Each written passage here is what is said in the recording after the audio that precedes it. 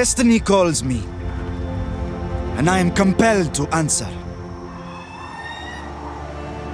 Gods, hear my voice. I will bear your blessings to battle. I am ready for the trials ahead.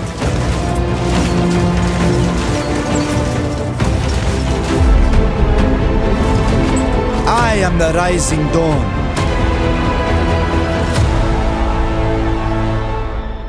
And I will lead us into a new age. Oh, poor Falcon. To be absolutely clear, it will be avenged. Ra demands it. Before we begin, I should say we're showcasing an alpha version of the game, so plenty of things are still being fine-tuned. We were just too excited to show it off. Anyway, our hero, Ramesses, begins his journey to greatness in North Sinai, near the settlement of Nekel. As a trusted and ambitious general to Pharaoh Meneptah, tasked at keeping the troublesome Canaanites at bay, Ramesses' dreams of a revitalized Egypt lie well beyond his station. But who doesn't love an underdog? And underdog describes us well. Our stores are looking serviceable, but ideally we'd be self-sufficient. Meanwhile, there's an angry man nearby throwing rocks at birds. We'll want to do something about those resources, but first things first. Vengeance.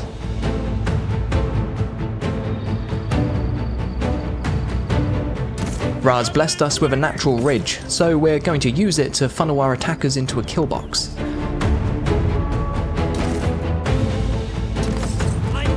In Total War Pharaoh, outmaneuvering your opponent can mean the difference between a decisive victory or a humiliating failure. At the moment, we've got one unit holding the line, whilst the second one moves behind the enemy to attack in their flanks. We'll order our front-facing units to hold the line, keeping our choke point as tight as possible. We'll explore formations in a later video, but each one increases your tactical control over the battlefield. As the press increases, individual fighters break out from the melee to prove their might in duels.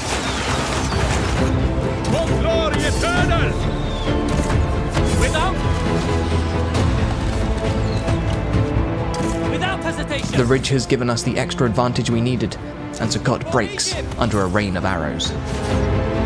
Arrows away!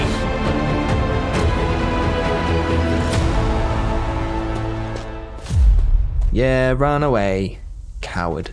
We'll finish him off in a minute, but first, let's get some royal decrees brewing. Okay, what have we got here then? Unit experience, always nice to have, but a happy population is worth its weight in gold. Longer festivals will make the people happy and lead to trading outposts, which our fragile economy could sorely use. We'll also want to pick up increased food production and affinity with the forest. We can't really go wrong by prioritizing these four to begin with, so we'll explore the food route for now and scoop up the others as we go. We've started our sure-to-be legendary voyage into the field of reeds with 2 out of 4 of the settlements found in North Sinai. We only need Azati and Sukkot to complete the set, but before we do, let's explore a traditional Egyptian pastime: building impressive things. Looks like our workforce is idling away in the blistering sun. Sorry friends, time to get to work. In the lands of Egypt and beyond, the workforce is a currency to always keep in mind. We'll need labourers to build our settlements, same as any other resource. For now, we'll construct a winery for the boons to happiness, resource production and workforce growth. We'll also build a water well, again mostly for the workforce growth. It's around 1200 BCE, and at this point in history, trade up and down the Mediterranean coast was bustling, if not mysteriously slowing down. Dreams of a trade empire are nice to have, but let's start small. Our immediate neighbours are willing to part with their hard-earned goods, and like any true would-be pharaoh, I'm only too eager to oblige them. Ramesses quite likes us, so we'll get some trade going with them shortly. Elsewhere, Seti would also be a worthwhile ally to pursue. It's not much, but we can spare to part with some wood in exchange for stone to get the heavy ball of diplomacy rolling. He's more than happy with 55, so let's be cheeky and see what we can squeeze him for. 68? Nope, bridge too far. 66? 65? Ah, there we go, nice. Minor trades, all well and good, but if we want to expand, we'll need to become self-sufficient. Who's hoarding the goods? Timna has bronze, but I don't want to open us up to a war on 2 fronts so quickly. We'll do away with Sukkot first, then look at expanding west. For glory! Take them down!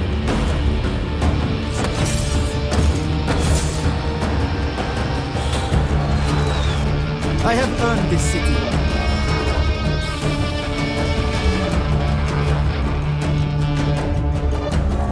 Lumps! Soldiers, move!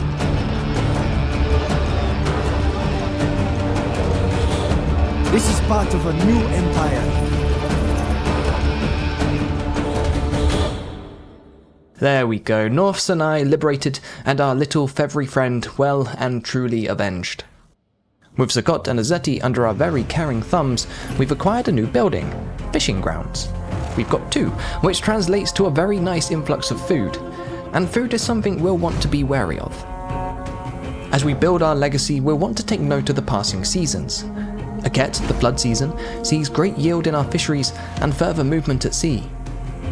Peret, the growth season, is the ideal time to bolster our forces. Shemu, the harvest season, is when we see bountiful yields for our farms and increased replenishment for our armies. Shem Suhor is the end of the year and comes with boons that we'll want to take advantage of further down the road. The ebb and flow of nature can decide the fate of Egypt as potently as any man and should always be respected. Apart from the ocean, Sukkot's borders are fairly safe, and I mean, who's going to attack us from the sea? No, Azati's neighbours are of the rougher persuasion, so we'll look at building our fences just a little bit higher and install a nifty keep out sign. That should do the trick. Neither Ashkelon nor Beersheba are particularly fond of Ramesses' expansive efforts, so I'm tempted to rush our upgrade along just in case. Oof, maybe not. We're too poor. Either way, we don't yet have a steady income of gold, so spending what we can't replenish is just asking for attrition. Let's leave it for now and keep a close eye on the Canaanites in the meanwhile. Our more falcon-eyed viewers may have noticed that we've not been recruiting any additional soldiers just yet.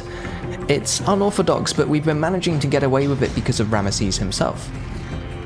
Ramesses is fast and far-seeing, his soldiers elite and loyal, making him the perfect run-and-gun hero.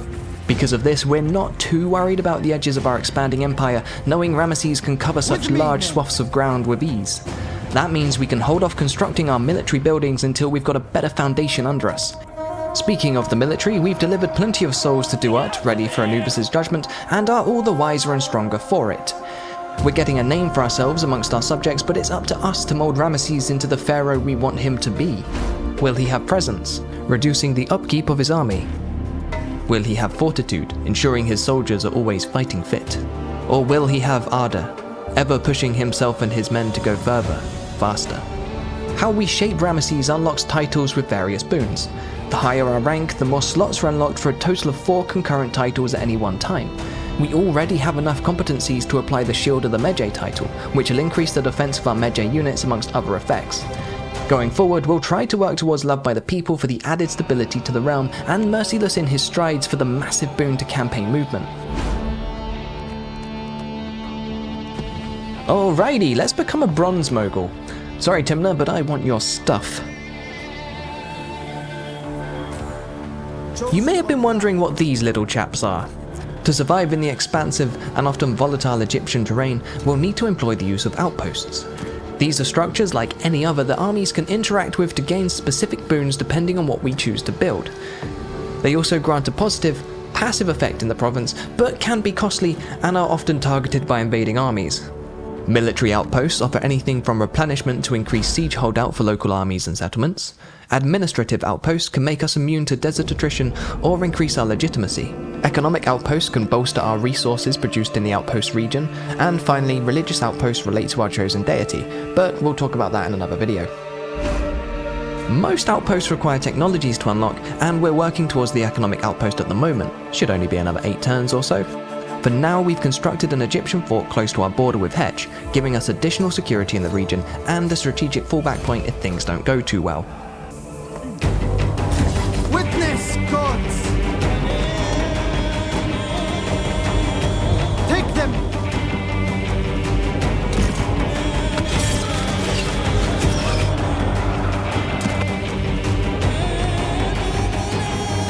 This is part of a new empire.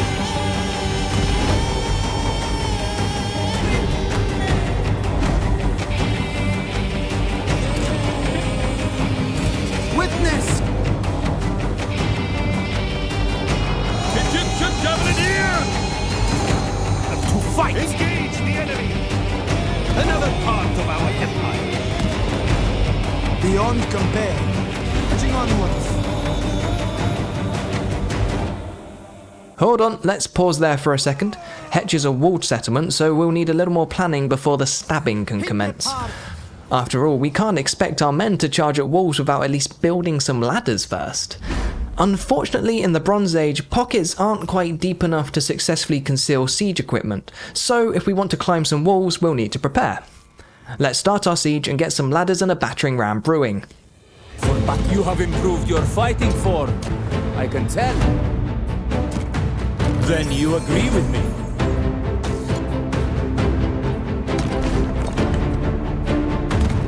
Witness, gods!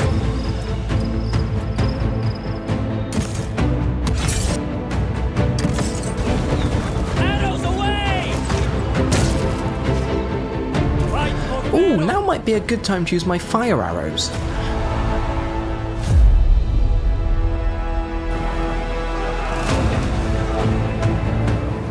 I don't really want to have to rebuild the city. Let's not use fire arrows. Yet. A sandstorm's blown in, rendering all archers less effective. It seems Hetch's fate will be decided in the melee.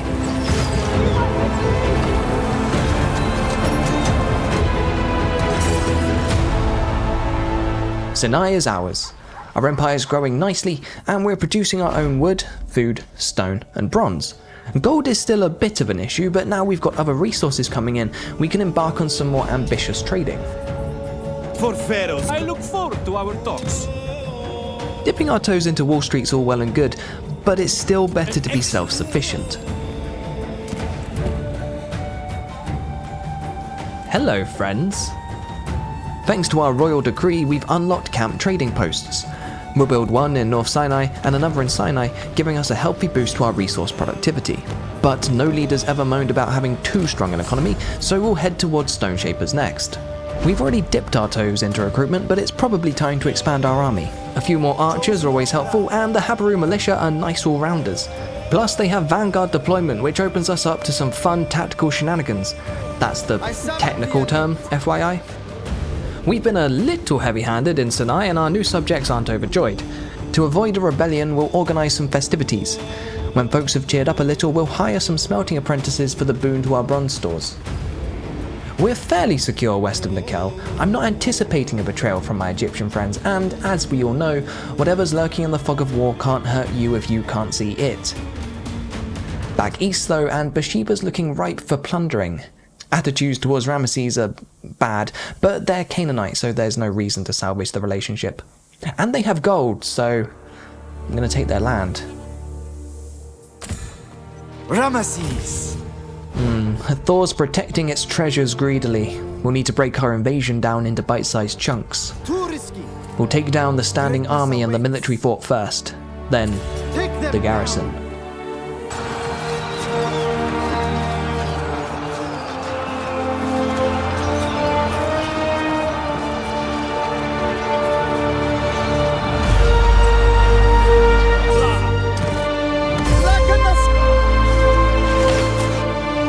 Outflanked and outgunned, our first victories come easy.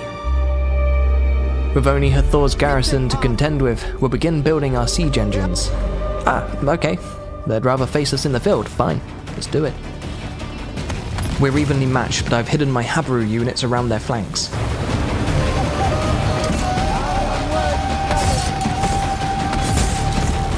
Our surprise was spotted, so we'll be a little late to the party. Unfortunately, it's meant the bulk of our army's a bit overwhelmed. Here they come, better late than never. Oh, whoops, our line discipline hasn't been quite up to scratch, and Ramesses is staring down some axemen. Best get running, lad.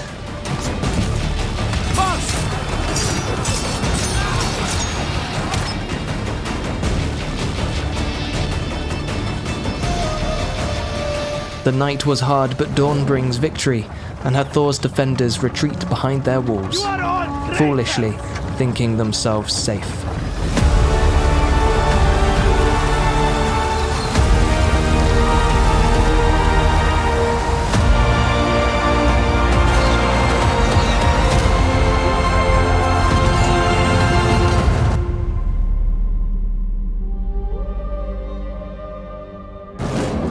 We've been forging our own path until now, but Egypt has fallen into unrest and civil war looms.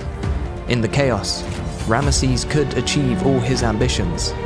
To solidify our claim to the throne, we'll first need to occupy sacred Egyptian land. It would appear our empire is in need of expanding further still.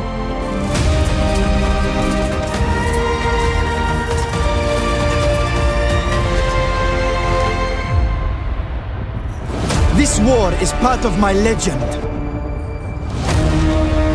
Victory is my destiny. Egypt deserves a new dynasty.